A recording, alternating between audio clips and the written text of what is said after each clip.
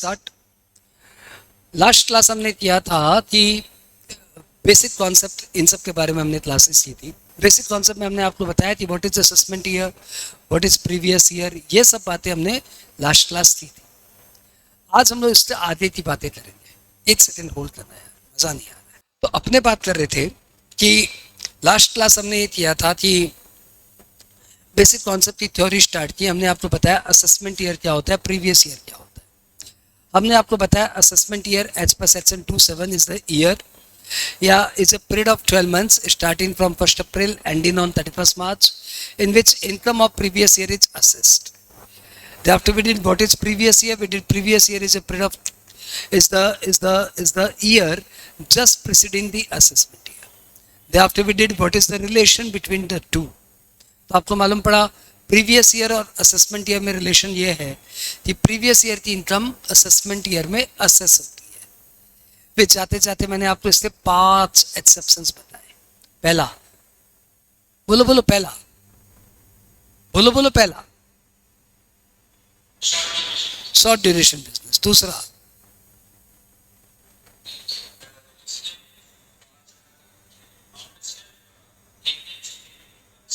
Non resident SSC engaged in shipping business. तीसरा,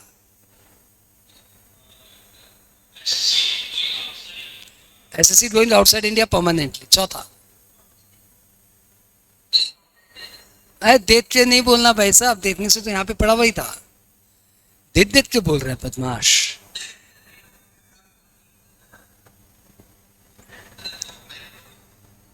तो microphone on नहीं हो रहा था, कैमरा ऑन नहीं हो रहा था, इसलिए तुम देख देख के बोल दिए। वाह, क्या क्या क्या कनेक्शन बैठाया है। मतलब तुम पिछले जन्म में पाकिस्तानी थे, हम श्योर होते हैं। हाँ, ये बात ये एकदम समझ में आ जाए। मैं तो जो ऐसे कनेक्शन बैठाते हैं ना, हम उनको बोलते रे भैया, हाँ पाकिस्तान से आए हो बच्चे। तो फाइनली ये 5 पॉइंट हमने आपको बता दिए। अब हम लोग आगे बात करते हैं।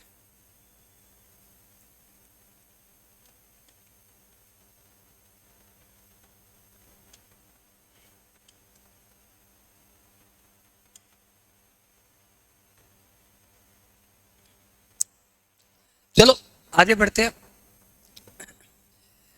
पाकिस्तान और इंडिया में जो डिफरेंस है ना, वो डिफरेंस तुम लोग को जरूर समझना चाहिए। ये एक जोक का मैटर नहीं है, ये हमेशा एक मैटर ऑफ थॉट का है कि इंडिया की थॉट। और जब भी इंडिया पाकिस्तान का कुछ केस होता है इन दिनों में, तुम देखना तो पाकिस्तान कुछ ना कुछ ऐसा करता है जिससे अच्छा तो कभी नहीं होता उनका। ये सिर्फ थॉट प्रोसेस का अंतर है। तो इंडिया को मैच नहीं खेलना था, फिर भी इंडिया ने मैच खेल लिया। मैच खेला, बहुत सारे पब्लिक ने ट्रोल किया, लेकिन इंडिया ने उसके बाद जबरदस्त झटका दिया। मैच नहीं खेल के जितना फायदा नहीं होता, उससे बहुत ज्यादा फायदा मैच खेल के हो गया। वर्ल्ड वाइड लोग इंडिया को अप्रेज कर रहे हैं कि this is the way the cricket should be used. सोचो कितना फायदा हुआ। कॉन्ट्रेरी पाकिस्तान ने वहां पे क्या किया, ड्रेसिंग रूम के सामने खड़े हो गए। That was the bad poor decision. Match referee के अगेंस्ट में complain, that was the poor decision. यदि वो ये बोल देते वहां पे खड़े होते, प्रेजेंस ऑफ माइंड, या उनके भी पीछे टीम काम कर रही है, यदि वो टीम बोल देती कि पहलगाम में जो हमला हुआ उसके हम भी निंदा करते हैं, परंतु इंडिया का ये भरम है कि पाकिस्तान ने किया, खाली इतना सा बोल देते ना, तो वो ट्रोल अलग लेवल का होता कि चलो वो भी निंदा कर रहे हैं। तो आप हमेशा अपनी रैशनैलिटी को कितना अच्छा कर रहे हो उस पर काम करो, क्योंकि ये सब पढ़ाइयाँ करके ना नंबर आ जाएंगे, पास हो जाओगे। पास होने के बाद एक लंबी दुनिया बाकी है जो तुम्हें नहीं पता। उस दुनिया को बोलते हैं जॉब मार्केट। और वहां पे जो काम आता है ना, वो आता है आप कितने प्रेजेंस ऑफ माइंड के साथ अपनी बातों को पुट ऑन करते हो, कितने सेंसिबली आप बात करते हो। ये बहुत इंपॉर्टेंट है। तो प्लीज जब भी मौका मिले बहुत सेंसिबल और बहुत ही क्रिएटिव तरीके से बात करो, नहीं तो देख लो इंडिया पाकिस्तान के ट्रोलिंग में क्या हो रहा है। बात ओवर। आज नया टॉपिक स्टार्ट कर रहे हैं और आज नया टॉपिक हमारा है what is who is SSC. सब रेडी हो? नई चीज सीखने के लिए। सेक्शन तो लास्ट टाइम 2.9 था, आज हो गया सेक्शन 2.7। सेक्शन तो मैं बच्चों को पिला देता हूँ, लेकिन इस बार मुझे लगता है पिलाने का फायदा नहीं है, एग्जाम तक काम आएगा। अगले साल से लॉ चेंज तो सारे सेक्शन चेंज। तो मैं तुम्हें नया लॉ का भी सेक्शन पिला सकता हूँ, वो भी मुझे मोटा मोटी याद हो गया है, लेकिन अभी तो तुम्हारे काम का यही है। तो अभी तो एग्जाम की तैयारी के लिए यही सेक्शन पिलाऊंगा, फिर तुमको वो ऐसे उतरवाऊंगा, फिर तुम्हें नया सेक्शन फाइनल में फिर से पिलाएंगे। अभी तो ये करो।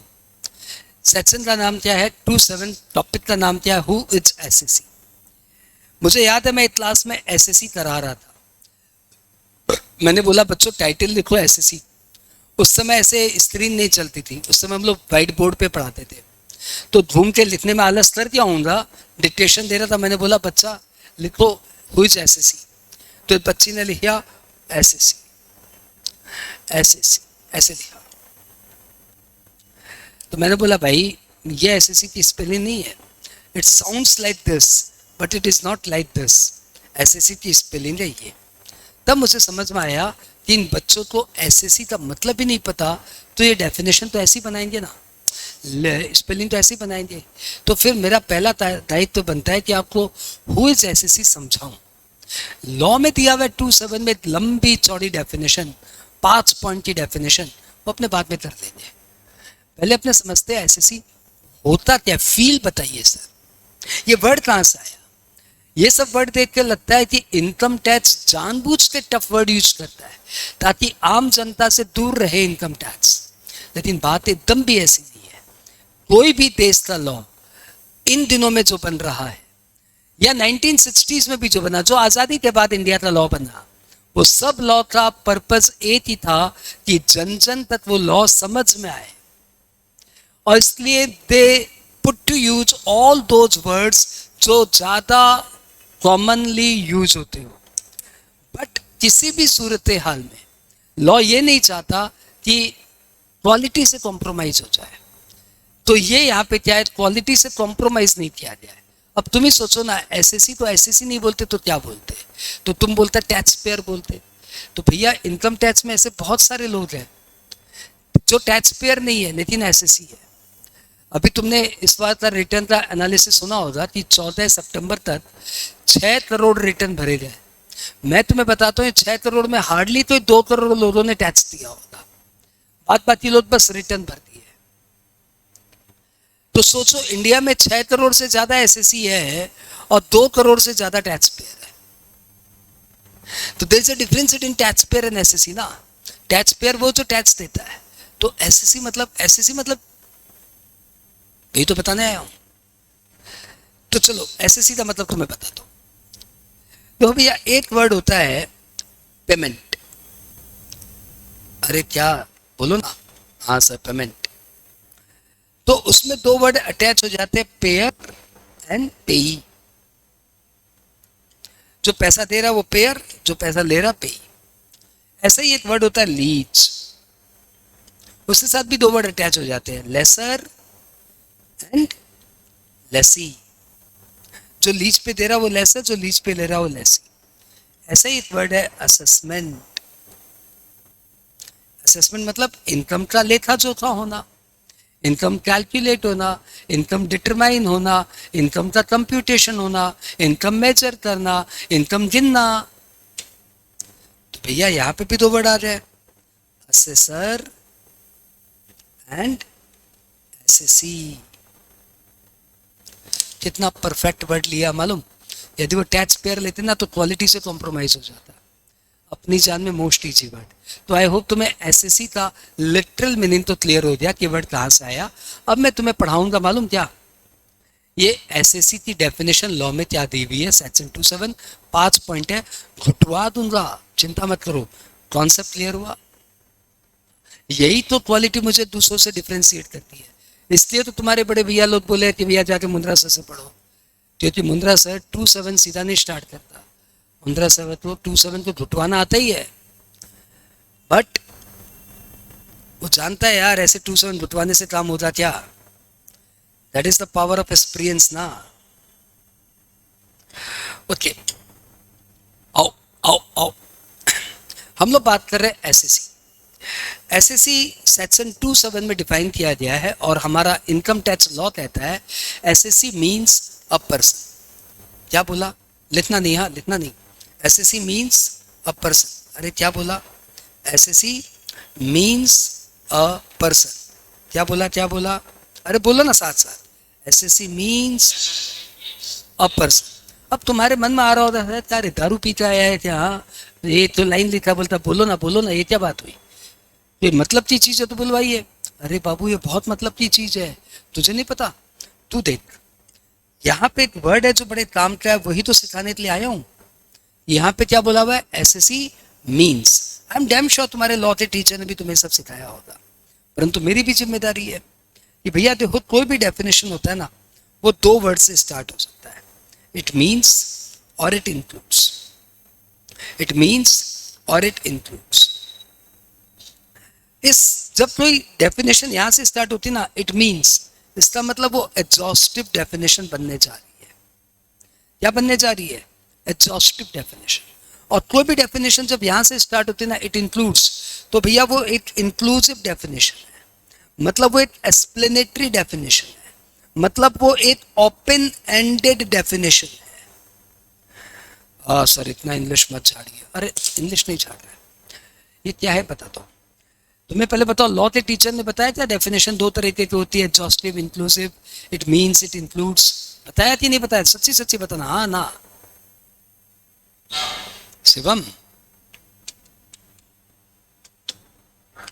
अरे वाह बताया। तो फिर तुम मुझे बताओ ये क्या होता है? बोलो बोलो, वेट कर रहा हूं।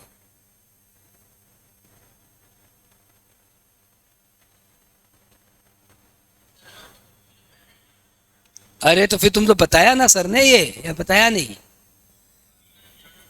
तो चीटर। हाँ तुम अभी बोला बताया, अभी बोलता नहीं बताया। चल साइड। तू पाकिस्तान से है, मैं समझ गया। सृजन तू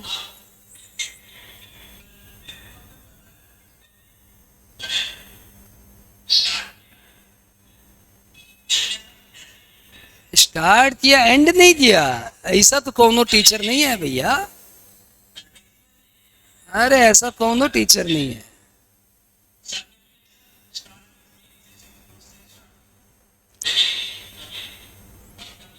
मतलब बताया होगा। तू बदमाश है, सर बदमाश नहीं होते, तू बदमाश है। उन्होंने बड़े प्यार से बताया होगा, तू सो गया होगा बीच में 5 मिनट। तो वापस से सो जा, मैं बता रहा हूँ। हाँ, सुन रहा है ना तू? आओ, इट मीन्स। तो बाबू, किसी भी लॉ को डिफाइन करना होता है ना, तो दो तरीके से it can be defined. It can be defined with it means and it includes. When we use the term it means we are going to define the term properly. और जो हम बोल रहे हैं बस वही इसका मतलब है। We are going to define the term properly, and whatever we are terming out, that shall be the meaning of it, and there will be no other meaning of this particular term. तुम्हारे को अपनी भाषा में बोलूं तो अपनी बुद्धि मत लगाओ, जो बोला बस वही होता है। Contrarily, if a term has been defined with a term, if a definition, if a word has been defined with the term it includes, तो इसका मतलब यह हुआ कि the lawmaker is not going to define it, they are just going to explain it. यानी वो जो बताने जा रहे इट इंक्लूड्स, वो एग्जाम्पल के तौर पे बता रहे हैं। बात बाकी आप अपनी बुद्धि लगाने के लिए खुले हो, you are allowed to apply your brain. मैं तुम्हें इसको एग्जाम्पल से समझाता हूं। सपोज कोई लॉ है जिसपे एसेट पे टैक्स लगने वाला है। सपोज ऐसा कोई लॉ बनता है, और वो लॉ एसेट को डिफाइन कर रहा है, और वो डिफाइन कर रहा है asset means land, building, jewellery, shares and crypto. Suppose उन्होंने ऐसे डिफाइन किया, या सपोज उन्होंने ऐसे डिफाइन किया it includes land, building, jewellery, shares and crypto. Crypto currency ऐसे ऐसे डिफाइन किया। यदि उसने डिफाइन किया ऐसे इट मीन्स, तो ध्यान रखना उस लॉ के लिए एसेट का मतलब में सिर्फ land, building, jewellery, shares and crypto ही आएगा, और पांचवी, छठी, सातवीं, आठवीं, नौवीं, बारहवीं कोई चीज नहीं आएगी। मतलब furniture is not an asset for that particular law. Patent, copyright, licence, goodwill, franchise, know how कुछ भी एसेट नहीं है फॉर दैट पर्टिकुलर लॉ। क्यों? क्योंकि उन्होंने डिफाइन कर दिया इट मीन्स। हमारा लोकल भाषा में बोलता है जा बोलची सेटाई होबे আর কিছু হবে না, ठीक है। लेकिन यदि उन्होंने इंक्लूड्स लिख दिया, इसका मतलब है कि भैया एसेट मतलब क्या बताया तुमको, एसेट मतलब समझो, एसेट मतलब समझो भैया क्या बताया, लैंड है, बिल्डिंग है, ज्वेलरी है, शेयर्स है, क्रिप्टो है, समझ रहा है? तो बोला हाँ भैया समझ ले, बात बात ये हम संभाल लेंगे। तो इसका मतलब वो बोलेगा कि एसेट तो इंक्लूड्स बताया है, तो भैया फर्नीचर भी एसेट है, गुडविल भी एसेट है, पेटेंट भी एसेट है, कॉपीराइट भी एसेट है, फ्रेंचाइज भी एसेट है, रेलवे स्लाइडिंग भी एसेट है, कैश भी एसेट है, डेटर्स भी एसेट है, स्टॉक भी एसेट है। क्योंकि उन्होंने तो डिफाइन किया नहीं, उन्होंने ओपन एंडेड रख दिया। The door is not close, the new words can enter, but if it means that means it is a close ended definition, no one can insert anymore. So it is very important whenever you are reading a definition or whenever you are writing a definition, so the two words must be clearly differentiated, whether it means or whether it includes. याद रहेगा? अरे बोलो ना, याद रहेगा? तो भैया SSC की डेफिनेशन में क्या है? It means, it includes. इन्होंने बोला इट मीन्स, मतलब अभी जो मैं पांच डेफिनेशन के पॉइंट्स देने जा रहा हूं, बस वही एसएससी है और कोई एसएससी नहीं है। हाँ बोलो।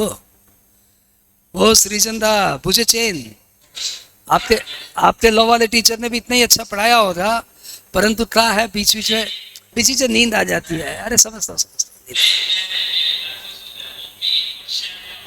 अच्छा, मे और सेल का बताया था। मे और सेल का जो डिफरेंस है वो तो लॉ का डिफरेंस नहीं, वो इंग्लिश का डिफरेंस है। मे मतलब होते ही पारी और सेल मतलब हो ही होबे। हाँ मतलब तुम्हारे सर ने भी नहीं बताया, देखो न शिवम के सर ने बताया न श्रीजन के सर ने बताया। तो भैया लॉ के टीचर की फीस का 10-10 रुपया काट के मेरी फीस में ऐड कर देगा, ठीक है। उनको बोल देना सर आपका जिम्मेदारी तो आप बताया नहीं, हम आपका 10 रुपया काटते आपको पे कर रहा है। ओके, तो भैया क्या हो रहा है, हमने बोला डेफिनेशन में, हमने बोला एसएससी मीन्स, ये यहाँ पे रहने दे रहा हूँ हाँ, ताकि तुम्हारे दिमाग में रहे। तीनों वर्ड दे दिया, इंक्लूसिव है, एक्सप्लेनेशन है, ओपन एंडेड है, एग्जाम्पल है, और ये क्लोज एंडेड है। जा बोलची सेटाई होबे आर किचू होबे ना, हमेशा अपनी भाषा में लिख लेना चाहिए, कभी नहीं शर्माना चाहिए। कॉपी मतलब टेलर मेड, टेलर मेड मतलब it is for me and only for me. तो you can write here English, Hindi, Bengali, Marwari, whatever language you prefer, जो तुम्हारे दिमाग को सही तरीके से समझा दे वो यहाँ पे ले देना चाहिए, है ना। टीचर्स इंग्लिश में क्यों नहीं पढ़ाते? क्योंकि उन्हें टेलर मेड बनाना है। कोई बच्चा हिंदी समझ रहा है, कोई बच्चा इंग्लिश समझ रहा है, शुद्ध हिंदी बोलेंगे तो बच्चा मर जाएगा, शुद्ध इंग्लिश बोलेंगे तो बच्चा परेशान हो जाएगा। तो हम लोग जैसा लगता है वैसे बना देते हैं, तो आपको भी यहाँ पे जैसा उचित लगे वैसा बना देना चाहिए। जा बोलची शेटाई आर किचु नहीं। अरे भाई ना बंगाली लिखना आता ना हिंदी लिखना आता है, ठीक है तुम लिख लेना। तो हमारा डेफिनेशन स्टार्ट हो गया, assessee means a person number 1। Assessee means a person number 1, उन्होंने बोला a person who is liable to pay tax. लिखना मत, नो चिटिंग, एकदम मत लिखना। वो वीडियो वालों चिटिंग मत करना मेरे साथ, पाप लगेगा। A person who is liable to pay tax, आराम से लिखो। जिस बंदे को इनकम टैक्स देना है वो एसएससी है। तो जो तुम सोच रहे थे टैक्स पेयर, वो तो हमारा पहला पॉइंट है। इसके अलावा हमारे में 4 पॉइंट और है, ठीक है। SSC means a person who is liable to pay tax under income tax act. वाह वाह, Number two, SSC means a person who is liable to pay, अरे बोलो बोलो, who is liable to pay interest or penalty under IT Act. Interest or penalty under IT Act.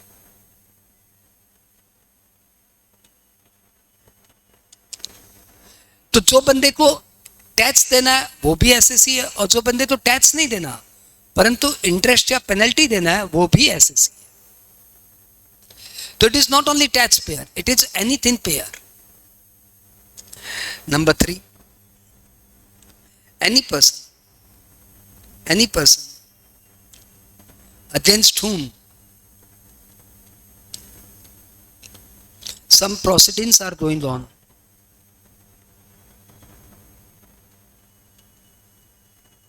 some income tax proceedings are going on. अब ये point समझ में आया क्या? नहीं सर, ये पॉइंट समझ में नहीं आया. तो ये पॉइंट पहले समझाना पड़ेगा ना. इसने बोला लिखना मत. लिखने का मतलब हो जाए कि आपने लिख लिया. अरे भैया, जब तक समझ में नहीं आया काहे लिखा? तो SSC means a person against whom some income tax proceedings are going on. Some हटाओ, सम वर्ड अच्छा नहीं है. Against whom and income tax proceedings are going on. मैं तुम्हें एक एग्जांपल से समझाता हूँ. तुम्हारी बैच में एक बहुत ही स्मार्ट सी लड़की है. सपोज अपनी लाइव क्लास चल रही है, 200 जन एक साथ बैठे हैं, और एक बहुत ही स्मार्ट सी लड़की यहाँ पे क्लास करने आई है. एक मिनट चाहिए, स्मार्ट लड़की का चेहरा बना लेते प्यार से. बहुत प्यार से चेहरा बना. Nice nice nice. अब ये स्मार्ट सी जो लड़की आई है ना, ये बहुत अच्छा ब्रांडेड कपड़े वपड़े पहनती है, बहुत ही अच्छा ब्रांडेड मोबाइल लेती है, iPhone 17 Pro, और बहुत ही अच्छा, मतलब सारे चीज़ ब्रांडेड. रिस्ट वॉच ब्रांडेड है तो मोबाइल ब्रांडेड है तो बैग ब्रांडेड है. तो भाई देखने से लगती है कि भाई बहुत पैसे वाले लड़की होगी. ठीक है. ये जब सड़क पे जा रही है तो लोग देख रहे हैं, लोग का काम है सुंदर लड़कियों को देखना, देखो. लेकिन इनकम टैक्स वाला इसको देख रहा है. सबकी नजरिया अपना अपना. खट्टी तो की अपनी नजर है, उनका कौन कुछ कर सकता है, लेकिन इनकम टैक्स की अपनी नजर है. इनकम टैक्स उसको अपनी नजर से देख रहा है. भाई इतना अच्छा मोबाइल, इतना अच्छा बैग, बहुत पैसे वाली है. ये पता लगा इसका पैन नंबर क्या है. तुम लोग क्या पता लगा? तो बदमाश बच्चों, तुम लोग ला तो पता लगा इसका फोन नंबर क्या है. इनकम टैक्स वाला क्या बोला? पता लगा इसका पैन नंबर क्या है. तो इनकम टैक्स ने इसका पैन नंबर बता दिया. पैन नंबर मालूम पड़ा है ही नहीं. मतलब कीड़े, पेन नहीं है इसके पास, मतलब टैक्स नहीं दे रही है. पेन नहीं है मतलब एसएससी नहीं है, क्योंकि कोई भी एसएससी होगा तो उसका पेन होगा. पेन मतलब परमानेंट अकाउंट नंबर. तो मालूम पड़ा भैया ये टैक्स ही नहीं दे रही है, पेन ही नहीं है इसके पास. तो इनकम टैक्स वालों तो आया गुस्सा कि इधर तो कम से कम खुद ही 4-5 लाख तो पहन के चल रही है और हमें तो टैक्स नहीं दे रही है. तो इनकम टैक्स वालों ने इसका टेंस में मारा रेड. रेड मतलब अजय देवगन. हाँ, रेड मतलब अजय देवगन. छापा मारा, जिसको बोलते हैं सर्च एंड सीजर. तो जब सर्च एंड सीजर पड़ा तो इनके घर पे छापा मारी गया. इसने सारे रूम को देखा दिया कि भैया रूम में कोई कितने की ज्वेलरी है, क्या है, कैश है. तो मालूम पड़ा कुछ नहीं निकला. दिन के 728 रुपये बस निकले और कुछ नहीं निकले.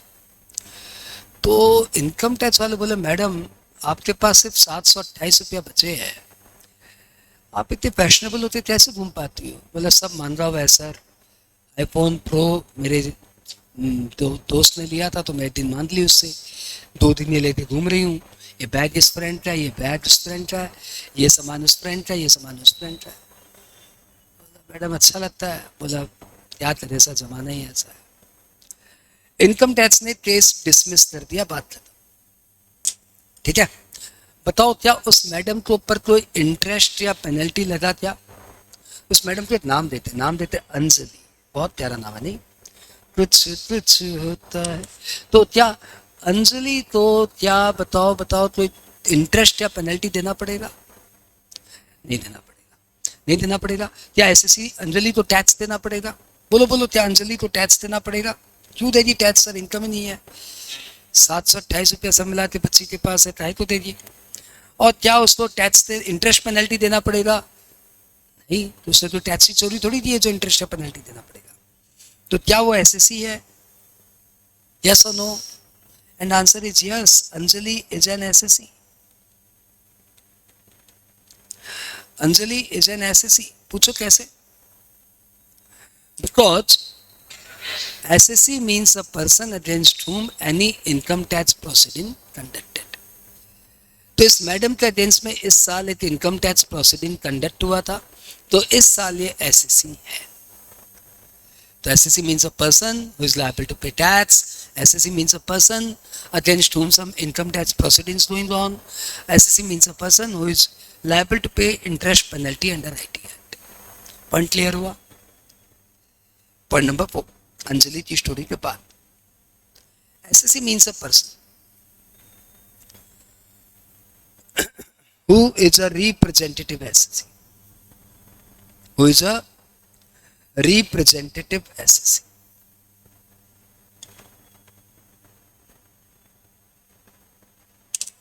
अब आप बताओ रिप्रेजेंटेटिव एसएससी से आप क्या समझते हो? बोलो बोलो, रिप्रेजेंटेटिव एसएससी से क्या समझते हो? तो रिप्रेजेंटेटिव एसएससी मतलब, सपोज ये एक छोटी सी बच्ची है, बजरंगी भाईजान पिक्चर देखा है? उसकी वो छोटी सी बच्ची थी, तुम्हें ध्यान है? सपोज ऐसी कोई छोटी बच्ची अभी इन दिनों में नई पिक्चर में काम कर रही है, बजरंगी भाईजान 2 में।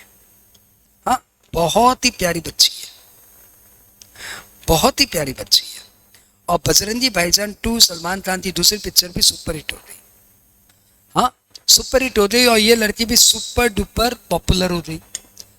अब इसको सब लोग अपने अपने शो में बुलाते हैं और इसको 2-2, 5-5 लाख रुपए देते हैं, 10 लाख रुपए देते हैं, 50 लाख रुपए देते हैं, करोड़ रुपए देते हैं। ये बच्ची है तो सिर्फ 10 साल की, लेकिन इसकी सालाना इनकम है करीबन 2 करोड़ रुपए। अब पहले ये बताओ, क्या इस छोटी सी बच्ची को टैक्स देना पड़ेगा? हाँ या ना? बोलो बोलो, देना पड़ेगा कि नहीं देना पड़ेगा? तो आंसर इज, इनकम टैक्स किस पे लगता है? न लड़के पे, न लड़की पे, न बूढ़े पे, न बच्ची पे, न जवान पे, न जवानी पे। इनकम टैक्स लगता है इनकम पे, और जिसके पास भी इनकम होता है उसके ऊपर इनकम टैक्स लगेगा। तो मैडम के पास, बच्ची के पास, मिस के पास, गुड़िया के पास इनकम है, तो गुड़िया तो टैक्स देना पड़ेगा। तो 2 करोड़ पे मोटा मोटी सपोज 60-70 लाख रुपया टैक्स हो जाता है। तो क्या बताओ, ये गुड़िया 60 लाख रुपया बैग में डाल के इनकम टैक्स डिपार्टमेंट में आएगी और बोलेगी अंकल किसको टैक्स देना है? ऐसे बोलेगी? Obviously not. तो क्या इस बच्ची से आप एक्सपेक्ट करते हो आईटी रिटर्न भर देगी? देन तो अब इसके बिहाफ में इसके फादर या इसके गार्जियन या इसके मदर, ये लोग इसके बिहाफ में सारा इनकम टैक्स की फॉर्मेलिटी फिलअप करेंगे। तो भैया ये हो गई assessee because she is liable to pay tax, and ये हो गए assessee because they are representative assessee, they are representing Gudiya. बोलो हाँ या ना, समझ में आया कि नहीं आया? वैसे ही तिरुपति बालाजी, नाम सुना है तिरुपति बालाजी? अरे हाँ सर, हम बहुत बड़े दीवाने हैं तिरुपति बालाजी के, हम हर साल जाते हैं तिरुपति। बहुत बढ़िया बात, बहुत बढ़िया बात। तो आप तिरुपति बालाजी गए हुए हो, आपने जानते हो उसके बारे में। वहां पे सुना है करोड़ों का चढ़ापा चढ़ता है एक दिन में। तो आप बताओ, क्या करोड़ों का चढ़ापा किसी मंदिर में एक दिन में चढ़ रहा है, और उस मंदिर की सालाना इनकम 500, 600 या 5000, 6000 करोड़ रुपए है, तो क्या उस मंदिर को टैक्स देना है? क्या भगवान जी को टैक्स देना है? क्या राम जी नीचे आके टैक्स देंगे? तो राम जी तो नीचे आके टैक्स देने से रहे। तो राम जी के बिहाफ में वहां पे जो भी उनके पुजारी जो भी है, जो तुमने ओ माय गॉड में देखा था, वैसे लोग को बोला जाएगा सर आप representative SSC. Oh my God में भी क्या हुआ, केस तो भगवान के अगेंस्ट में चल रहा था, और वो भगवान के रिप्रेजेंटेटिव आके केस लड़ रहे थे। तो यहाँ पे भी भगवान के वैसे ही कोई रिप्रेजेंटेटिव आके टैक्स देंगे, खत्म।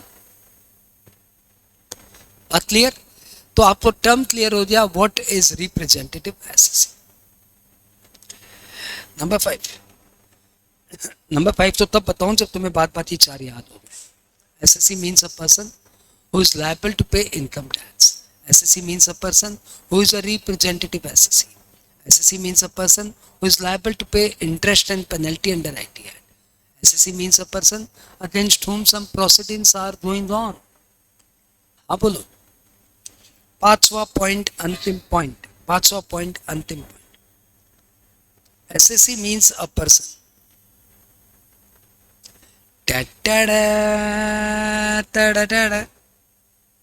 SSC means a person who is suspense छोड़िए सर, पढ़ाइए। अच्छा, who is an SSC in default। SSC in default। तो सर ये तो नया सस्पेंस आ गया, तो मैं म्यूजिक दे रहा था तो माने नहीं। SSC means a person who is an SSC in default। अब तुम्हारे मन में आ रहा है SSC in default क्या चक्कर है सर? मैं बताता हूँ। सपोज अपने शिवम को मिल गया कौन बनेगा करोड़पति में आने का मौका, और तो और कौन बनेगा करोड़पति में ये हॉट सीट पे अमिताभ बच्चन के सामने बैठ गया। वाह। और तो और ये कौन बनेगा करोड़पति में 2 करोड़ जीत लिया अभी तक। ये सब 2 करोड़ जीत लिया और जीत के आया तो इससे दोस्त बोले क्या फायदा हुआ? 2 करोड़ में करीबन 30% तो गवर्नमेंट ले लेगी। बोला क्या बोल रहा है, ऐसा होगा मेरे साथ? बोला हाँ, 2 करोड़ में 30% टैक्स तुझे देना पड़ेगा, 60 लाख तो तेरा चला जाएगा, तेरे हाथ में तो बचेगा 140। तो इसने ऐसे पैसे पकड़ लिए ना, मैं नहीं दूंगा अपना पैसा। अरे मैं क्यों दूंगा, मैंने खेला, मैंने जीता, मैंने किया, मैं नहीं दूंगा। तो लोगों ने समझाया देख ऐसे नहीं होता, पूरी दुनिया देती है, तुझे भी देना पड़ेगा। तो ये रात भर सोचता रहा क्या करूं। फिर इसने क्या किया, अगले दिन एक बड़ी सी पार्टी रखी,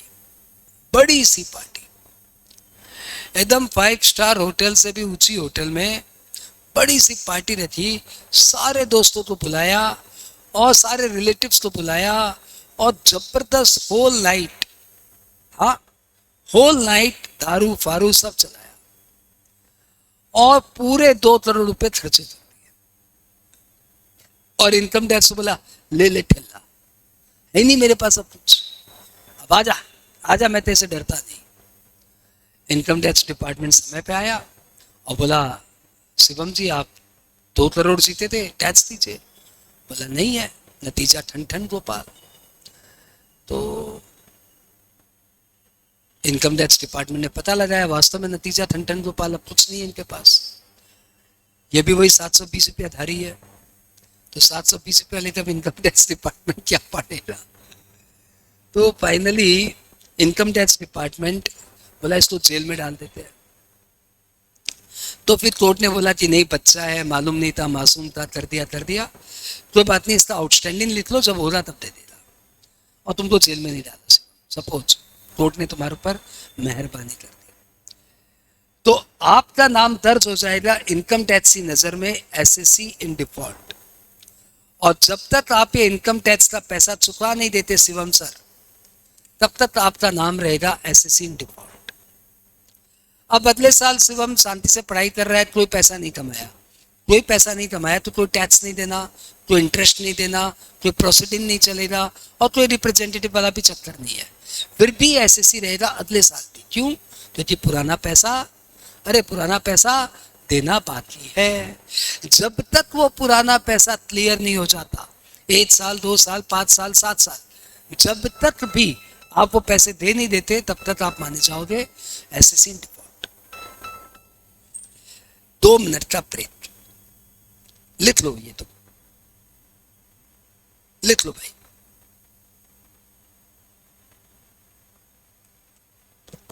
बोलिए। तो चलो भैया, अपने हो गए एसएससी की definition clear.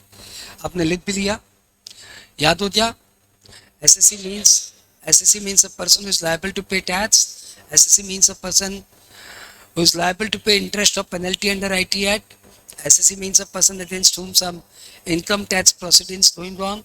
SSC means a person who is a representative SSC. SSC means a person who is an SSC in default. अब ये याद करने के लिए मैंने तुम्हें लास्ट टाइम बताया था, ये जो मेमोरी है ना, ये लंगड़ी है, इससे उठा ही नहीं जाता, इसको बहुत मेहनत से अपने उठाते हैं। तुम वैसे ही दो ध्यान दो, मेमोरी कैरेक्टर ये याद ही नहीं होती, याद ही नहीं होती मतलब ये उठती नहीं है। अभी पढ़ाया 5 पॉइंट याद हुआ नहीं, बहुत जोर लाना पड़ता है, लॉजिक से बताओ, रैशनैलिटी बताओ, 2-4 बार रिपीट करो, तब मरते डूबते खड़ी होती है। और फिर 2 दिन बाद फिर थम से गिर जाएगी, फिर याद नहीं है। तो how to handle this memory, इस लंगड़ी मेमोरी को बैसाखी देनी पड़ती है। क्या देनी पड़ती है? निमोनिक्स, निमोनिक्स कोडिंग, कुछ ना कुछ सपोर्ट में देना पड़ता है, नहीं दोगे तो धम से गिर जाएगी। ध्यान रखना इस बात को, मेमोरी का करेक्टर नहीं समझोगे तो सीए कहां से बनोगे। या तो इसी तेल मालिश करो, एक पॉइंट को 10-10 बार पढ़ो, तब ठीक है, तब लंगड़ी नहीं रहेगी। और या फिर इसको बैसाखी दो, निमोनिक्स दो, ताकि ये स्टडी हो जाए। तो भैया ये लो इसकी निमोनिक्स, ये लो इसकी बैसाखी, ये लो लंगड़ी का आर्टिफिशियल लिंक, मैंने नाम दिया अर्पित, अर्पित। और अभी तो श्राद्ध पक्ष चल रहा है, तो भैया पितर भी ले सकते हो, पितर। बोलो कौन सा वर्ड अच्छा लगा, अर्पित की पितर? जो भी अच्छा लगे, फॉन्ट तो एक ही है, मतलब लेटर्स तो वही यूज हो रहे हैं, अर्पित और पितर में वही लेटर्स यूज हो रहे हैं। तो स्टार्ट करते हैं। It means any person who is liable to pay income tax, नहीं, who is liable to pay income tax, ये point. A person who is liable to pay interest or penalty under IT Act. A person against whom some proceedings are going on. A person who is a representative SSC. A person who is an SSC in default. तो चलो उर्दू की तरफ पढ़ लेते हैं, उर्दू की तरफ पढ़ते हैं।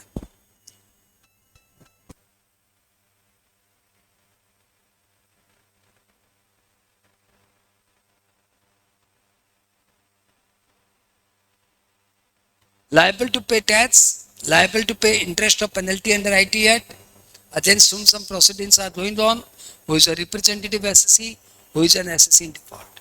बोलो बोलो फिर से बोलो मेरे साथ। Who is liable to pay tax, liable to pay interest or penalty under IT Act, against whom some proceedings are going on, who is a representative SSC, who is an SSC in default.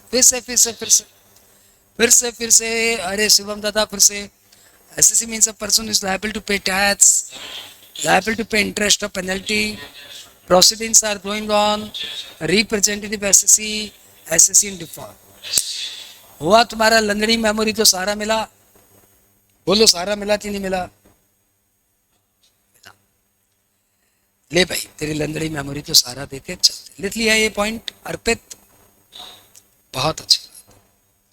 चलो आगे बढ़ते हैं। आज आपने एक definition सीख ली, SSC कहते कैसे है।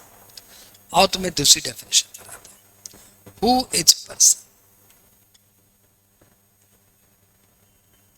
सेक्शन क्या है? सेक्शन है 231। और पर्सन की डेफिनेशन स्टार्ट होती है, पर्सन इंक्लूड्स। ओ ऐसे, अब हम लोग समझ गए क्या बोलना है यहाँ पे। तो ये तो पता है भाई व्हाट इज इंक्लूड्स एंड ये सब। तो पर्सन इंक्लूड्स, और पर्सन इंक्लूड्स के बाद इन्होंने 7, 8, 9 पॉइंट डाल दिए। 7, 8, 9 पॉइंट डाल दिए। क्या क्या डाला देखो, लिखना मत। Person includes an individual, HUF,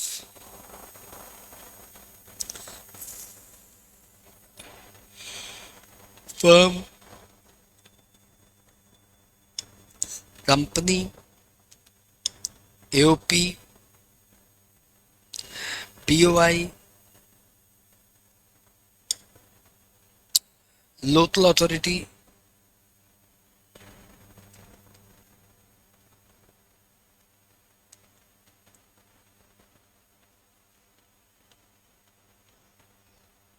नाम आया artificial juridical person. Artificial juridical person. तो भैया तुम बताओ पर्सन की डेफिनेशन क्या, कितना याद हुआ तुम्हें? Person includes individual, HUF, company, firm, AOP, POI, local authority and artificial juridical person. तो तुम्हारे मन में प्रश्न आना चाहिए। देखो भैया, तुम्हें सीधी सीधी बात बता दूं, पढ़ाई में वही बच्चा बहुत एक्सीलेंट काम करेगा, पास बहुत जन हो जाएंगे भाई साहब, पास की बात नहीं कर रहा हूँ, रैंक बहुत जन ले आएंगे भाई साहब, रैंक की बात नहीं कर रहा हूँ। पढ़ाई में वही लोग एक्सीलेंट काम करेंगे, वो अलग ही चीज है। तो पढ़ाई में वही लोग एक्सीलेंट काम करेंगे जिनके दिमाग में प्रश्न उठते हैं, क्योंकि उन्हीं का दिमाग वास्तव में अलाइव है। बात बाकी का दिमाग पत्थर है और हम टीचर बैठ के उस पर लिख रहे हैं। तो टीचर ने एकदम लड़ दिया वहां पे तो पास हो जाएगा, चिंता नहीं है, टीचर बहुत मेहनती है, पास करा देगा।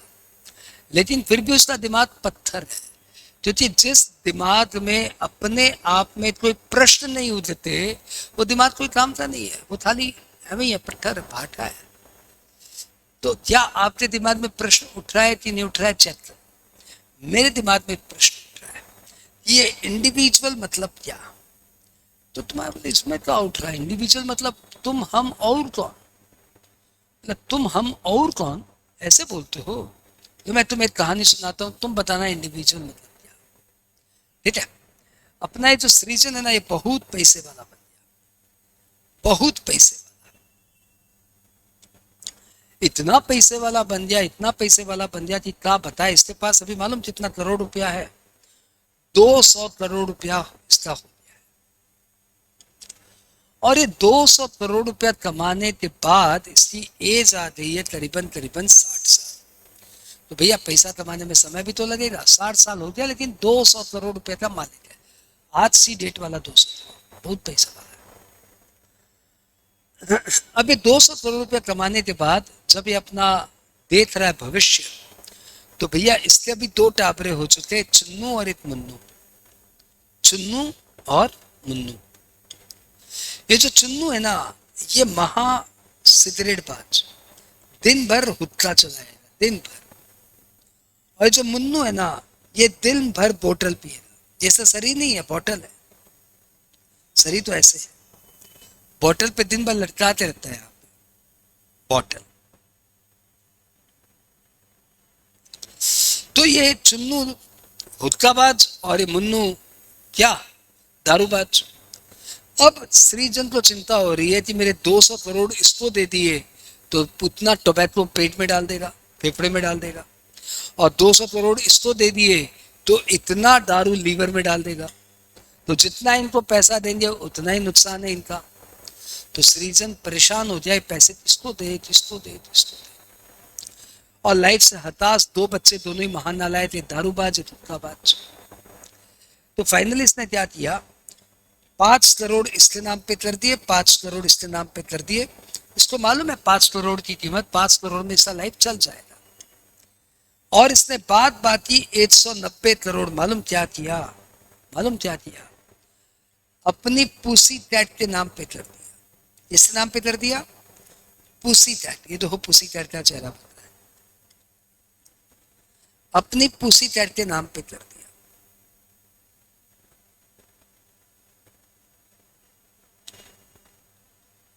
ये अपनी पूसी कैट के नाम पे, ठीक है। तो इसके नाम पे इसने अपने 190 करोड़ रुपए कर दिए। अब ये पूसी कैट तो 190 करोड़ समझती नहीं है, तो इसका एक ट्रस्टी बना दिया गया। सपोज इसने ट्रस्टी बना दिया मुझे, बोला मुंद्रा जी इस 190 करोड़ से आप मेरी पूसी कैट का खेल देख रेख करिएगा, और हम तो जा रहे हरिद्वार, ठीक है। अब हम ट्रस्टी बन के क्या करें, इसका पैसे का क्या करें, पराया धन। तो हमने क्या किया, इस 190 करोड़ की एफडी कर दी। सिंपल, उसी कैट को क्यों रिस्क में डाले म्यूचुअल फंड, 190 करोड़। अब इससे इंटरेस्ट आता है 8% के करीब में। हाँ, 190 करोड़ का 8% हो जाता है, मोटा मोटी पूसी कैट के लिए बहुत है। 15 करोड़ के करीब में इंटरेस्ट इनकम आ रही है। अब दिमाग में ये बात आ रहा है कि क्या ये पुसी कैट जो सालाना 15 करोड़ रुपए कमाती है वाया इंटरेस्ट, क्या इस पुसी कैट को टैक्स देना पड़ेगा? बोलो बोलो, क्या पुसी कैट को टैक्स देना पड़ेगा? यस और नो? क्या पुसी कैट टैक्स देगी? यस और नो? बोलो बोलो बोलो बोलो बोलो। तो भैया तुम्हें ना सीखते नहीं हो, हम तो बड़े प्यार से सिखाते हैं परंतु तुम सीखते नहीं हो। मैंने क्या बोला?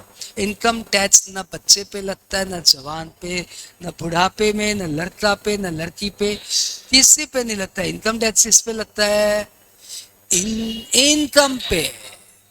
जहां इनकम वहां इनकम टैक्स। वो जात पूछता ही नहीं है, वो बोलता है जात न पूछिए साधु की, पूछ लीजिए पैसा। इनकम है, हाँ तो टैक्स देना पड़ेगा।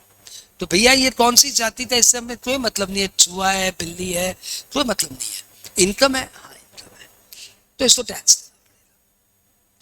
तो बताओ, ये जो पुसी कैट इनकम टैक्स की नजर में एक एसएससी है, तो ये कौन पर्सन है? क्या ये इंडिविजुअल है? क्या ये एचयूएफ है? क्या ये कंपनी है? क्या ये फर्म है?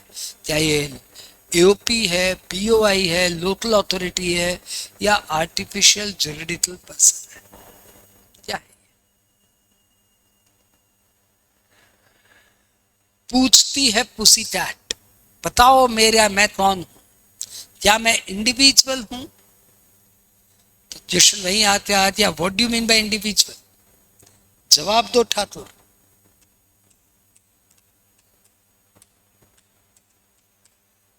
अरे न प्रश्न उठता है दिमाग में, न सोल्यूशन।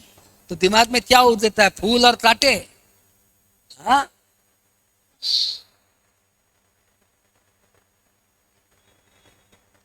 And answer.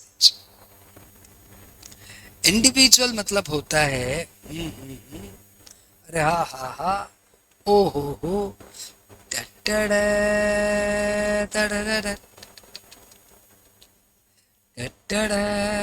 इंडिविजुअल मतलब होता है ह्यूमन बीइंग। जैसे मैंने बोल दिया ह्यूमन बीइंग, तो यहाँ पे मतलब आ गया कि इंडिविजुअल में तो सिर्फ आप, हम और यही लोग आएंगे। इंडिविजुअल में पुसी कैट नहीं आएगी। तो फिर प्रश्न आता है, फिर पुसी कैट क्या है? हिंदू है या नहीं भैया? पुसी कैट की जात नहीं पता, ये हिंदी है कि हिंदू है कि मुसलमान है। तो क्या फर्म है? नहीं, फर्म तो पार्टनरशिप फर्म को कहते हैं। तो पुसी कैट क्या है? तो लॉ बोलता है पुसी कैट है आर्टिफिशियल जुरिडिकल पर्सन। कानून की नजर में पुसी कैट भी एक पर्सन है, तो उसको हम लोग लास्ट वाली कैटेगरी में डाल देते हैं, आर्टिफिशियल जुरिडिकल पर्सन। बात समझ में आई? तो आपको समझ में आ गया इंडिविजुअल किसे कहते हैं। आपको एचयूएफ के बारे में मैं पहले ही बता चुका हूं, हिंदू अनडिवाइडेड फैमिली, 3 टर्म लेके हमने सीखा था इसको। फर्म मतलब अभी बता ही दिया, पार्टनरशिप फर्म।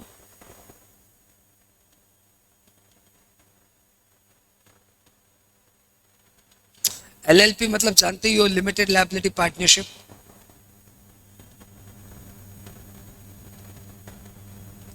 कंपनी मतलब registered in the companies act, बता ही दिया हूं।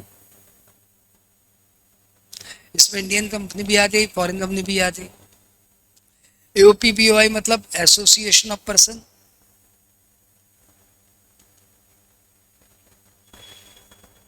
Association of person and body of individual.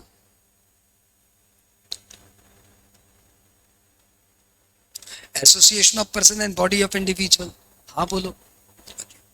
Local authority मतलब म्यूनिसिपैलिटी, पंचायत।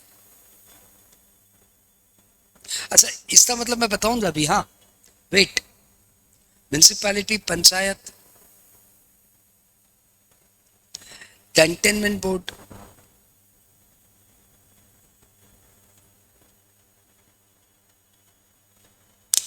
तो बताओ बच्चों, ये कंटेनमेंट बोर्ड का नाम सुना है क्या तुमने? हाँ या ना? नहीं, कोई बात नहीं, बहुत सारी पिक्चरों में इसका नाम यूज हुआ है, कंटेनमेंट बोर्ड। अच्छा, ये तुम ज्यादा पिक्चर नहीं देते, बढ़िया। मैं तुम्हें बताता हूँ क्या होता है ये। कंटेनमेंट बोर्ड बोल रहा है कि किसी किसी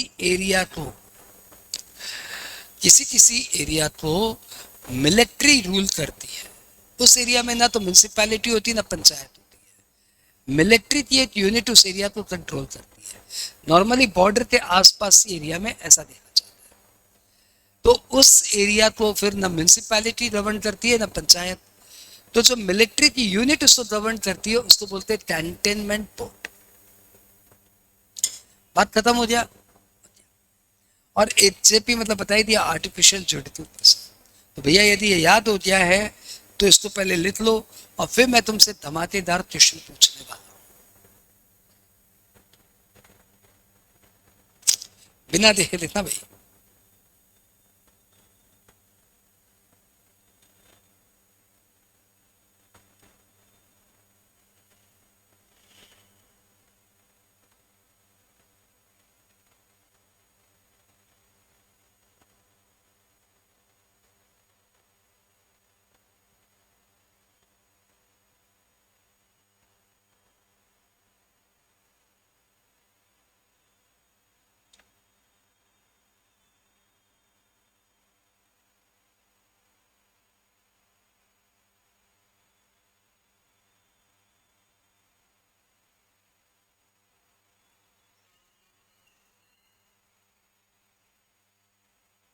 क्या जूम?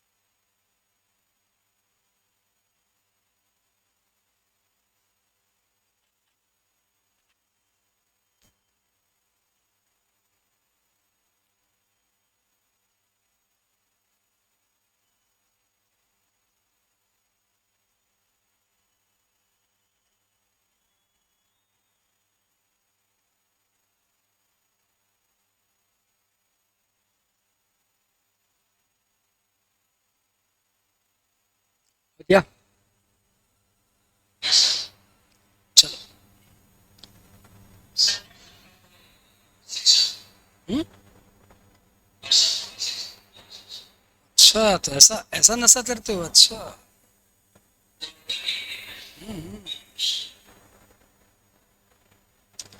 तो भैया अब तो मैं assessment year, SSC, person, previous year, चारों टर्म का मतलब क्लियर हो गया। एक मेरे छोटे से क्वेश्चन का आंसर दो। रेडी फॉर द धमाकेदार क्वेश्चन? हाँ बोलो, हाँ बोलो। तो बताओ फिर, ये तिरुपति बालाजी, जैसा मैंने लास्ट एग्जांपल में पूछा था कि तिरुपति बालाजी की सपोज सालाना इनकम हो रही है 25 करोड़ रुपए। अरे कम बोल दिया यार, क्या भगवान पाप देगा। 1025 करोड़, अरे क्या कम बोल रहे हो यार, बढ़ाओ।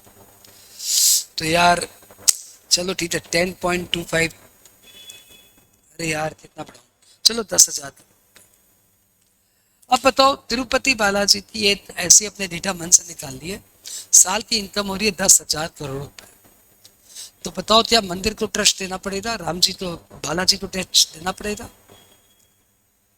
है ना? देना पड़ेगा, क्योंकि जहां इनकम वहां इनकम टैक्स। ठीक है, तो तिरुपति बालाजी भी एक पर्सन हो जाए, भगवान भी एक पर्सन हो जाए। अब बताओ भगवान भी एक पर्सन हो जाए तो वो कौन सी कैटेगरी में आएंगे? क्या ये इंडिविजुअल है, एचयूएफ है, फर्म है, कंपनी है, यूपी है, लोकल अथॉरिटी है, एजेपी है, क्या है? यदि भगवान को टैक्स देना पड़ा तो मुझे बताइए कि भगवान कौन सी कैटेगरी के पर्सन्स में आएंगे? क्या वो इंडिविजुअल है, क्या एचयूएफ है, फर्म है, कंपनी है? अरे मैं समझता हूँ भाई साहब, आप इतना परम ज्ञान क्यों दे रहे हो कि तिरुपति बालाजी का अपना एक ट्रस्ट है और ट्रस्ट टैक्स देती है, भगवान टैक्स नहीं देते। I agree with this.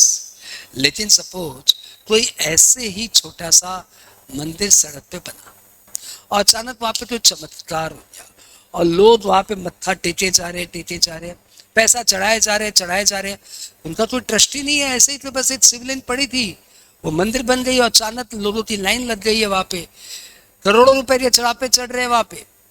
हाँ, और कोई ट्रस्ट अभी तक बनी नहीं है। तो मुझे पता है वहां का जो भी केयर टेकर होगा वो टैक्स देगा, उसको बोलेंगे रिप्रेजेंटेटिव एसएससी, उसको बोलेंगे रिप्रेजेंटेटिव एसएससी। लेकिन टैक्स कौन दे रहा है? the pujari is representing whom? the pujari is representing oh my god, तो वो ओ माई गॉड को रिप्रेजेंट कर रहा है, तो मतलब God is an SSC. Yes, तो बताइए गॉड इज एन एसएससी तो गॉड कौन सा पर्सन कैटेगरी में आएगा? या गॉड इंडिविजुअल है, कि गॉड हिंदू है, कि मतलब हिंदू अनडिवाइडेड फैमिली है, कि गॉड क्या है? तो बोला भैया जी शिव परिवार है तो हिंदू अनडिवाइडेड फैमिली ही मान लीजिए। It's not in as well. बोलता हाँ सर शिव परिवार है तो हिंदू अनडिवाइडेड फैमिली मान लीजिए। अरे भगवान हिंदू मुस्लिम सिख ईसाई नहीं है भाई साहब, आप और हम हिंदू मुस्लिम सिख ईसाई है। भगवान हिंदू मुस्लिम सिख ईसाई के परे कहाँ हो भाई साहब? वही ऊपर वाले शंकर जी बैठ के तुम्हें आशीर्वाद दे रहे in the name of Shiva, और वही शंकर जी बैठ के तुम्हारे दोस्त सलमान को आशीर्वाद दे रहे इन द नेम ऑफ खुदा। और ये सलमान और सृजन ये लोग ही बचपना कर रहे हैं, बोलते मैं हिंदू, वो बोलता है मैं मुसलमान। भाई साहब आप तो जो बोलना है बोलते रहिए, ऊपर तो भगवान एक ही है, सबका मालिक एक। अब बताइए क्या है? आप उन सब उलझनों में मत उलझिए, आप बस इधर आइए, बताइए वो कौन सा पर्सन है? एजेपी। त्रिशूल निकाल तो तुम्हें हमारे ठाकुर थे आर्टिफिशियल बोले ची रे हैं, तुम्हें हमारे ठाकुर थे आर्टिफिशियल बोले ची, त्रिशूल निकाल के भोट देगा, समझा ना?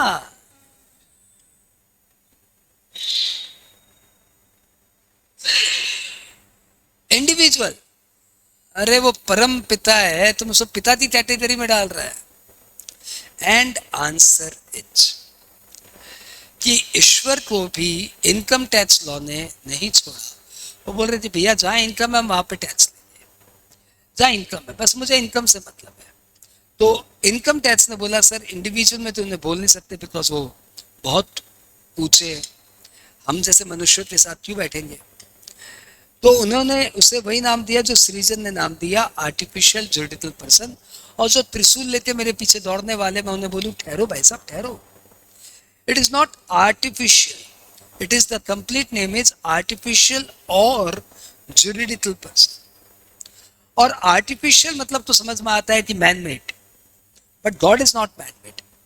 ये juridical person का भी एक मतलब होता है, वो आप समझ लीजिए। juridical word is coming from the word jury, और jury का मतलब होता है मोटा मोटी कानून। तो जो कानून की नजर में एक पर्सन है उसको बोलेंगे juridical person। तो ईश्वर तो अलग ही है, सबसे हटके है, लेकिन फिर भी कानून उनको टैक्स लेने के लिए एक पर्सन मान रहा है। तो जब कानून उनको टैक्स लेने के लिए एक पर्सन मान रहा है तो वो कानून की नजर में एक पर्सन है, ऐसे पर्सन को बोलते हैं जुरिडिकल पर्सन। तो यदि कोई भी चीज, कोई कोई भी यूनिट यदि ऊपर वाले कैटेगरी में नहीं आ रही है, ना वो इंडिविजुअल है, ना एचयूएफ है, ना कंपनी, ना फर्म है, ना एओपी है, ना बीओआई है, ना लोकल अथॉरिटी है, लेकिन कानून फिर भी उसको पर्सन मान रहा है, तो कानून बोलेगा उसको एजेपी में डाल दो। AJP is the residual category जो कानून की नजर में पर्सन है। आपको एजेपी का कॉन्सेप्ट क्लियर हुआ? अब आपके दिमाग में एक प्रश्न आ रहा होगा कि सर एजेपी पे टैक्स रेट क्या लगती है, तो आपने बताया नहीं। तो भैया एजेपी पे टैक्स रेट वही लगती है जो इंडिविजुअल पे लगती है। वही ओल्ड रिजिम में 2.5 लाख पे नील, 2.5 लाख पे 5%, 5 लाख पे 20 और बैलेंस पे 30। और वही न्यू रिजिम में 4 पे नील, 4 पे 5, 4 पे 10, 4 पे 15, 4 पे 20, 4 पे 25 और बैलेंस पे 30। हाँ, खुश हो गया भाई साहब? क्लियर? पर्सन इंक्लूड्स के बाद अगली कैटेगरी में आते हैं, कुछ और नया पढ़ाते हैं। ओए होए होए, चलो ये बता देते हैं। What is the difference between AOP and BOI? अच्छा लिख लिए ना, ये लिखना हुआ ना?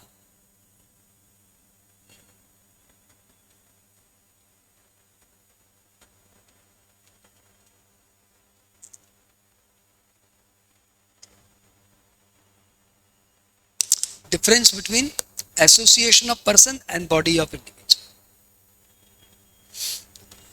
भैया देखो, एसोसिएशन ऑफ पर्सन मतलब भी होता है ग्रुप ऑफ पर्सन, और बॉडी ऑफ इंडिविजुअल मतलब भी होता है ग्रुप। तो दोनों का ही मतलब होता है कुछ लोगों का झुंड, कुछ लोगों का झुंड, ग्रुप ऑफ सम पर्सन। लेकिन फिर भी इन दोनों में डिफरेंस। अच्छा, ये डिफरेंस है ना, तो काम का नहीं है। क्यों? क्योंकि इनकम टैक्स में एओपी और बीओआई का tax treatment same to same है। तो यदि आप किसी एओपी को बीओआई बोल लिए और किसी बीओआई को एओपी समझ लिए, तो इनकम टैक्स में कोई खास फर्क पड़ता ही नहीं है भाई साहब, क्योंकि टैक्स प्रोविजंस दोनों के सेम है। अच्छा, अच्छा, लेकिन फिर भी आपके एग्जाम में कभी कभी कभी तदास पूछ लेता है what is the difference between AOP and BOI. यदि ऐसा पूछ ले तो मालूम क्या करना है, आपको डिफरेंस बताना है। तो भैया दोनों ही तो ग्रुप होता है, तो डिफरेंस मतलब क्या बताएंगे? अरे वही तो बता रहा हूँ ना मुन्ना, 2 मिनट सुनना। देखो यहाँ पे जो लिटरेचर है वो बड़ा इंपॉर्टेंट है। यहाँ पे क्या बोला हुआ है? पर्सन। और यहाँ पे क्या बोला हुआ है? इंडिविजुअल। यानी ये ग्रुप ऑफ इंडिविजुअल है और ये ग्रुप ऑफ पर्सन है। बताओ क्या पर्सन और इंडिविजुअल में मतलब पता है? सर पर्सन और इंडिविजुअल का डिफरेंस होता है। पर्सन में सर एचयूएफ भी आता है, कंपनी भी आता है, फर्म भी आता है। एग्जैक्टली इस ग्रुप में कंपनी भी आ सकता है, फर्म भी आ सकता है, इंडिविजुअल भी आ सकता है, लेकिन इस ग्रुप में सिर्फ एंड सिर्फ इंडिविजुअल आएगा। The member can be any person, company, HUF, firm, AOP, BOI, any. The member can be only individual. पहला पॉइंट क्लियर। दूसरा पॉइंट डिफरेंशिएट करता हूं, ध्यान से सुनो। दूसरा पॉइंट है यहां पे बीओआई और यहां पे एओपी। ए मतलब एसोसिएशन और बी मतलब बॉडी ऑफ इंडिविजुअल। एसोसिएशन तब बोला जाता है बच्चों जब कोई लोग एसोसिएट होकर एक एसोसिएशन बनाते हैं। मतलब जो लोग एसोसिएशन बना रहे हैं उनका एक कॉमन ऑब्जेक्टिव है। जैसे आपकी सोसाइटी की एसोसिएशन, आप जिस बिल्डिंग में रहते हो उस बिल्डिंग की एसोसिएशन, ये लोग यूनाइट हो रहे हैं एक पर्टिकुलर पर्पज के लिए। तो एसोसिएशन वाले जितने भी लोग हैं उनका एक कॉमन ऑब्जेक्टिव होगा ही होगा। लेकिन बॉडी ऑफ इंडिविजुअल में कॉमन ऑब्जेक्टिव हो भी सकता है, नहीं भी हो सकता। लिखते लिखते इन case of AOP any person can be the member.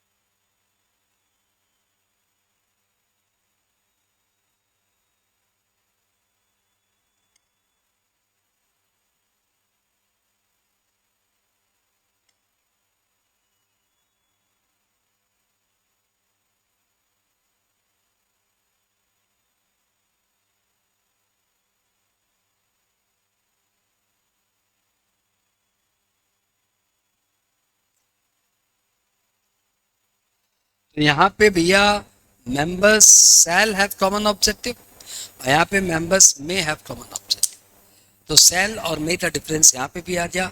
शैल मतलब होगा ही होगा कॉमन ऑब्जेक्टिव, और बीओआई में हो भी सकता है, नहीं भी हो सकता है।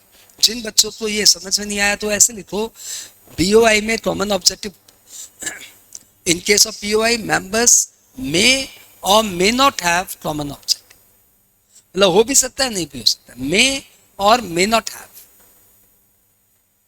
वैसे मे लिख दिया तो मे नॉट इंप्लाइड है, समझे क्या मेरी बात?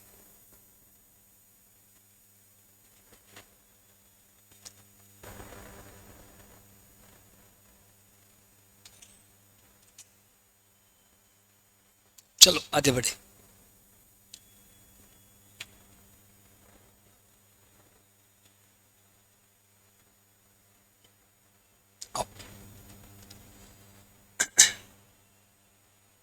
तो आपने एओपी और बीओआई का डिफरेंस भी कर लिया। अब आपको एक लास्ट चीज पढ़ाता हूं और ये टॉपिक खत्म। Wow, difference between source of income and heads of income. Difference between source of income and heads of income. लिखो लिखो, 1 मिनट लिखो।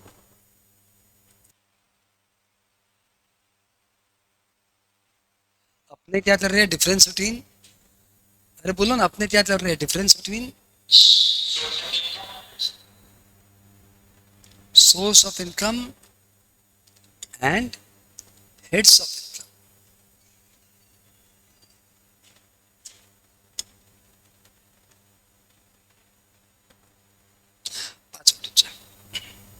Source of income and heads of.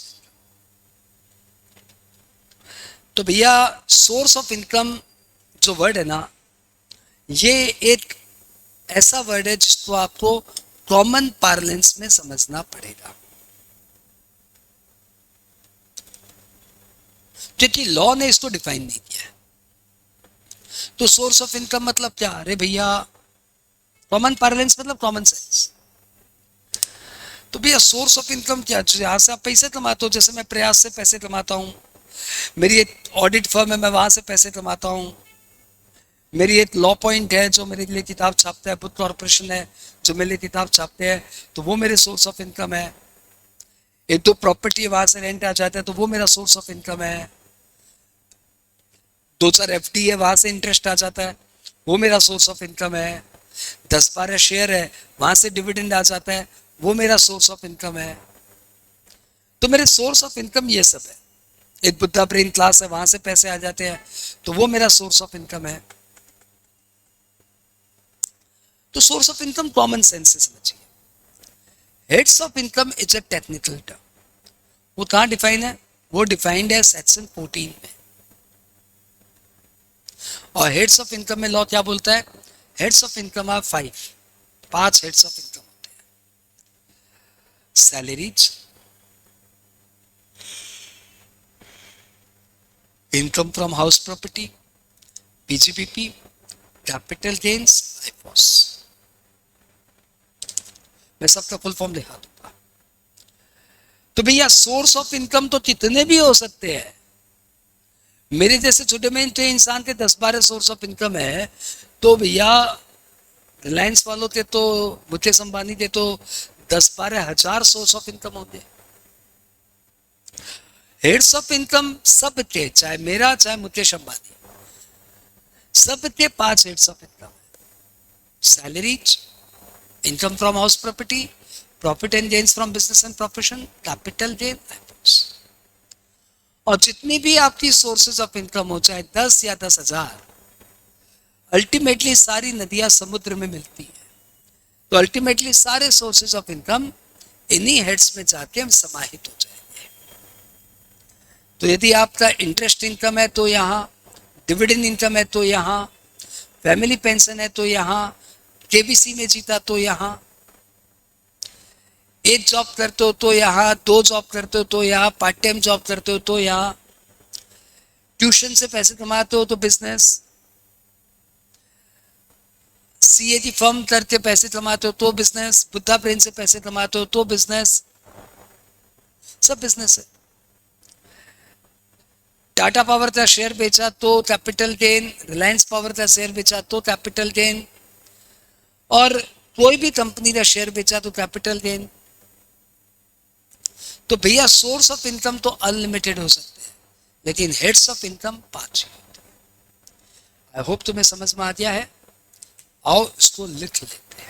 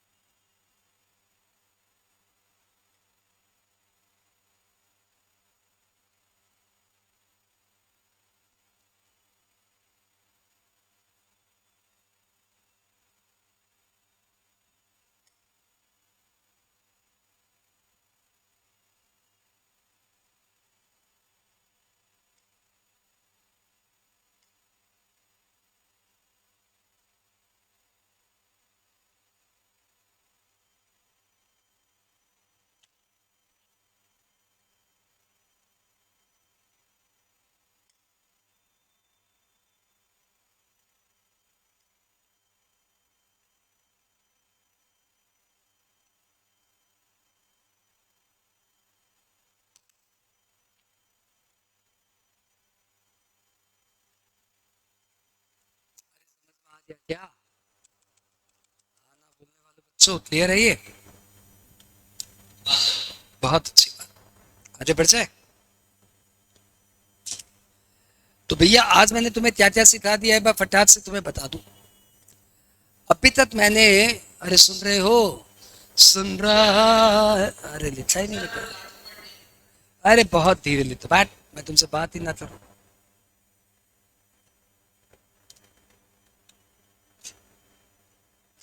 सुन रहा है न तू,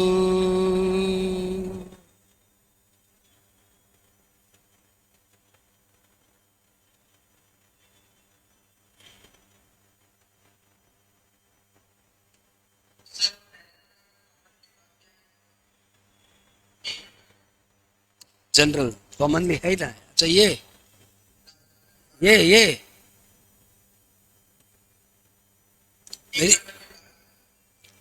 मेरी इतनी अच्छी हैंडराइटिंग की तुम बेइज्जती कर रही है।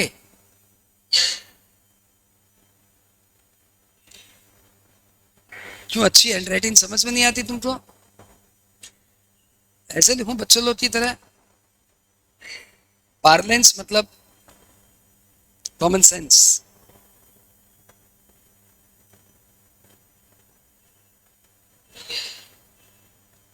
हो क्या बोलने से होगा? अब रुकना पड़ेगा भाई, अब रुकना पड़ेगा।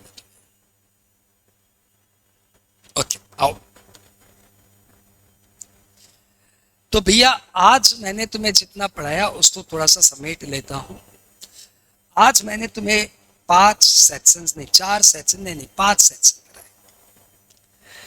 Section recap.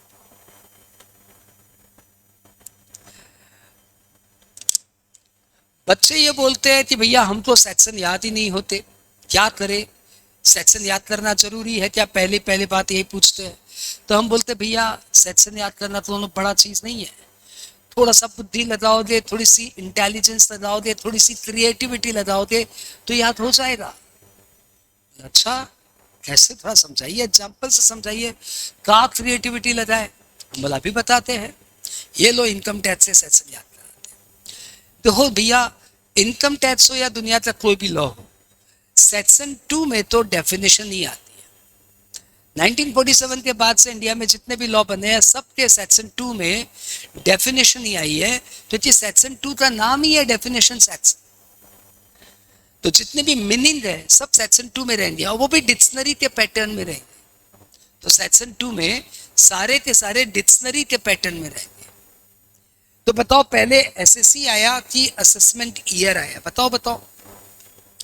डिक्शनरी में पहले एसएससी आएगा कि असेसमेंट आएगा? डिक्शनरी में कौन सा पहले आएगा? डिक्शनरी देखना आता है? बचपन में 6-7 में सीखा था। हाँ सर। तो बताओ, एसएससी पहले आएगा कि असेसमेंट पहले आएगा? तो एसएससी पहले आएगा। तो हमारे यहाँ पे भी ये पहले आएगा, ये बाद में आएगा।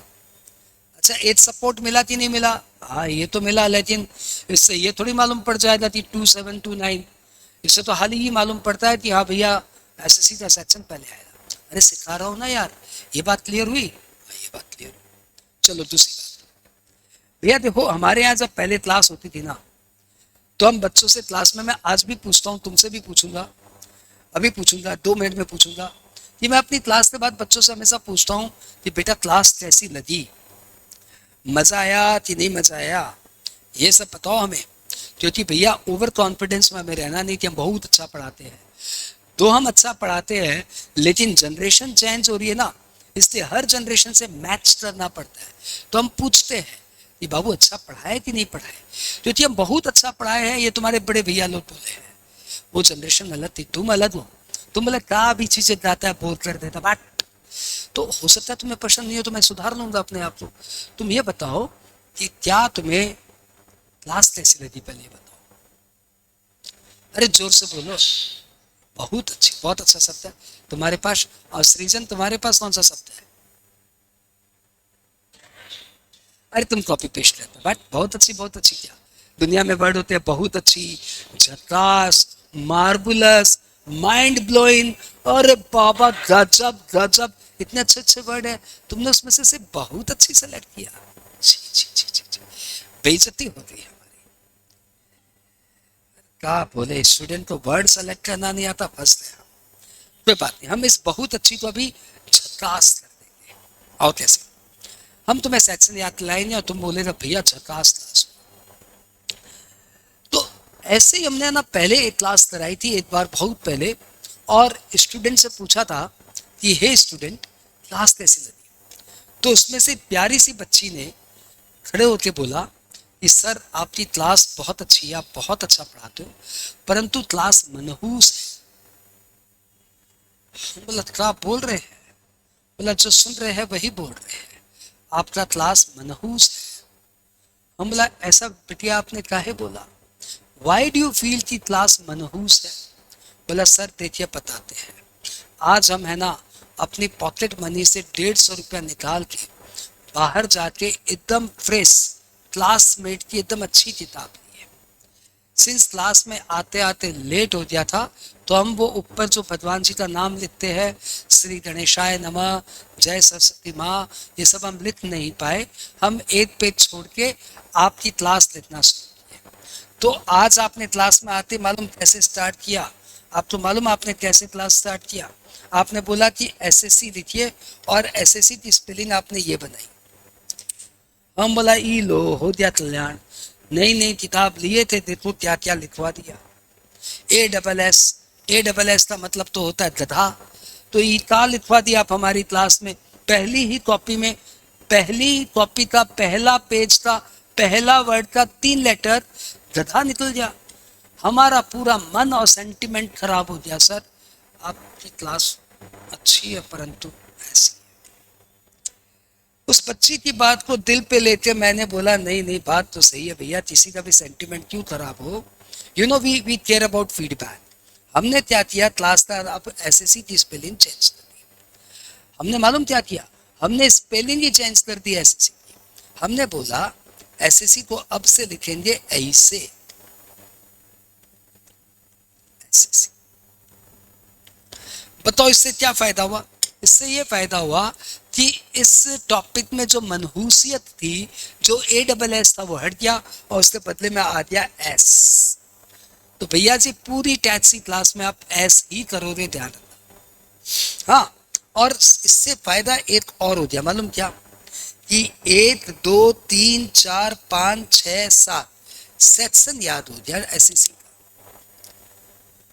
अच्छा, ई क्रिएटिविटी बता रहे थे आप? हाँ, ऐसा ही दोनों क्रिएटिविटी लगाओगे तो सब सेक्शन याद हो जाएगा। अरे भैया इतना बड़ा क्रिएटिविटी हमसे नहीं लगेगा, हम है ना, हम लगाएंगे। एक सेक्शन के लिए इतना कौन सोचता है? अरे एक लो और एक और लो, एक और लो भाई साहब, एक और लो। असेसमेंट की स्पेलिंग भी ऐसी बनाओ, असेसमेंट। सेक्शन क्या था? 29 असेसमेंट ईयर का सेक्शन। ये लो 1 2 3 4 5 6 7 8 9, याद हुआ 29? अरे बोलो बोलो। तो आज जाके उन भैया लोग को थैंक यू बोल देना जिसने तुम्हें मेरी क्लास रेफर की थी, जाके बोल देना, ठीक है? अरे भैया कहाँ भेजे हो आप? एसएससी का 27, असेसमेंट का 29। अब एक सेक्शन आज तुम्हें और याद कराया, पर्सन। जिस तरह मैंने सेक्शन लिखा तो बच्चा बोलता है सेक्शन, याद ही नहीं हुआ उसको। आओ तुम्हें एक सेक्शन और याद कराते हैं, पर्सन। सेक्शन क्या है? 231। अब यहाँ पे जो लोग इसको देखेंगे ना, बोलेंगे भाई पर्सन से 231 कैसे आ जाएगा? चलो 2 तो याद आ जाएगा क्योंकि 2 डेफिनेशन का सेक्शन है, 31 कैसे आ जाएगा? पर्सन से देखने में तो नहीं नजर आ रहा है। परंतु भैया क्रिएटिविटी भी जो चीज होती है ना, वो ईश्वर अपने बहुत प्यारे प्यारे लोगों को ही देता है, और भगवान की दया से मैं भगवान का बहुत प्यारा हूं, ठीक है? तो 231 क्या है? मेरे बिल्डिंग में एक शर्मा जी रहते हैं। शर्मा जी मालूम, उनके 2 लड़के हैं, जय विजय, और दोनों जय विजय इस साल सीए हो गए। तो हमने शर्मा जी को बोला, शर्मा जी आपके दोनों लड़के सीए हो जाए, बड़े हो जाए, अब तो क्या क्या मतलब किस बात का इंतजार, शादी करवा दो। बोला ठीक। बोला शादी करवा रहे हो भाई साहब, तो क्या सोच क्या रहे हो? ऐसे बिल्डिंग की मीटिंग हो रही थी, लुफ्त ले रहे थे, शर्मा जी के मजे ले रहे थे।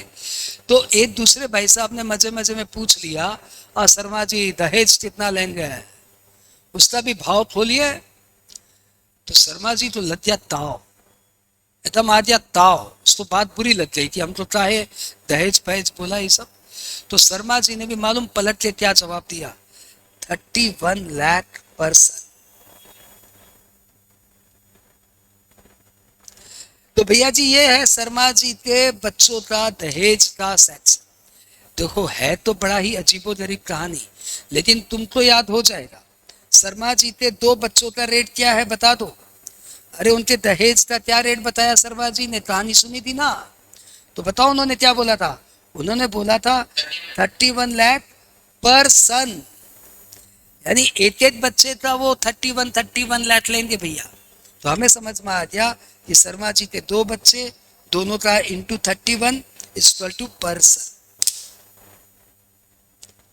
याद हुआ क्या बच्चों? आसान याद तो हुआ, लेकिन बहुत बहुत तितरम बढ़ाते आप। अरे तितरम मैं फिर आ रहा हूं, तुझे तो खाली सुनना है रे भाई। अच्छा, और एक सेक्शन क्या था? सेक्शन था प्रीवियस ईयर। अरे प्रीवियस ईयर लिखना आता है क्या? पीवाई से प्रीवियस ईयर लिखा जा सकता है, और इसका सेक्शन है सेक्शन 3। अब मैं तुम्हें बताता हूँ, यदि आप लड़की हो वीडियो में सुन रही हो तो मत सुनना, क्योंकि मैं बहुत ही अलग ही बात बताने जा रहा हूँ जो सिर्फ लड़कों को सुननी चाहिए। तो हे लड़कों सुनो, सेक्शन 3 प्रीवियस ईयर। तो पीवाई से मुझे तो प्यार नजर आ रहा है यहाँ पे, और हर लड़के को, लड़कियां मत सुनना, हर लड़के को लाइफ में 3 फीमेल से प्यार करना अलाउड है। अरे हिंदू मुसलमान मत सोचो, हर लड़के को अपने जीवन में 3 फीमेल से प्यार करना अलाउड है। मैं बता रहा हूँ ना, ईश्वर, मैं शास्त्र पढ़ा हूँ, मैं बोल रहा हूँ ना कि every mail can love 3 female, और तीनों से दिलो जान से प्यार करो, जितना अंदर प्यार है सब उमेड़ दो इन 3 फीमेल के साथ। पहला प्यार। तो मेरे से पूछ लो, मेरा एक प्यार की तीन प्यार, मेरे तीनों प्यार होते हैं। मैं तुम्हें पहला प्यार बताता हूँ। पहला पहला प्यार है, पहला प्यार मम्मी। अरे हर लड़के की पहली गर्लफ्रेंड उसकी मम्मी। हाँ बोलो, ये हाली मेरा थी तुम्हारा भी। सब करना इस। दूसरा, दूसरी भैया, शादी की है तो प्यार भी करना ही पड़ेगा, पति पत्नी को तो प्रेम से रहना ही पड़ेगा। दो साथ में दो। शादी की है तो प्यार भी, बीवी वाइफ वाइफ पत्नी। शादी की। तीसरा, अब तुम्हें तीसरा तो समझ में ही गया होगा, डॉटर। भैया मेरे लाइफ में तीनों प्यार हो गए, मम्मी, वाइफ एंड डॉटर। ये तीन फीमेल ऐसी है जिससे प्यार करो जितना दिल चाहे प्यार करो। तो भैया एक इंसान को कितना प्यार करना अलाउड है बता दो, कितना प्यार करना अलाउड है? तीन। तो बताओ पीवाई मतलब तीन आया कि नहीं आया? माना ये बहुत टाइम कंज्यूमिंग है, लेकिन एक बार सुन लिया तो जीवन भर नहीं भूलोगे तुम। क्या 50 साल बाद भी तुम्हें बुढ़ापे में भी याद आएगा पीवाई का सेक्शन 3 था भाई, बहुत पढ़ाया। इसको बोलते लॉन्ग टर्म मेमोरी। अब एक और है, और एक सेक्शन कराया था क्या, हेड्स ऑफ इनकम। आज जाते उनको थैंक यू बोल देना जिसने तुम्हें मेरी क्लास रेफर की, इचा संजय मुंद्रा से पढ़ ले। हाँ, और उन जा जाते सबको फोन कर देना जिसने भूल से बोल दिया था संजय मुंद्रा को ज्वाइन कर रहा है। वो तो थोड़ा पहले हिट था, अब तो थोड़ा बूढ़ा टाइप का हो गया, उसको बोल देना heads of income. Heads of income, heads of income का सेक्शन बताया मैंने, क्या बताया था? 14। और कितने तरह के हेड्स ऑफ इनकम होते हैं बताओ बेटा? 5 हेड्स ऑफ इनकम। ये कितना है? 5 नजर आ रहा है इसमें? 5 नजर आ रहा है? बस नजरिया चाहिए। You have this site you can learn this section. तो ये हेड्स ऑफ इनकम में 5 सेक्शन होते हैं, यहाँ पे देखो 5। तो भैया इस तरीके से आज मैंने तुम्हें 5 सेक्शन कराए थे, पांचों सेक्शन मैंने तुम्हें लर्न करा दिए, राइट? आज की क्लास यही पे खत्म। क्लास कैसी लगी? बहुत अच्छी थी, झकास। सोच विचार के बाद में बता देना।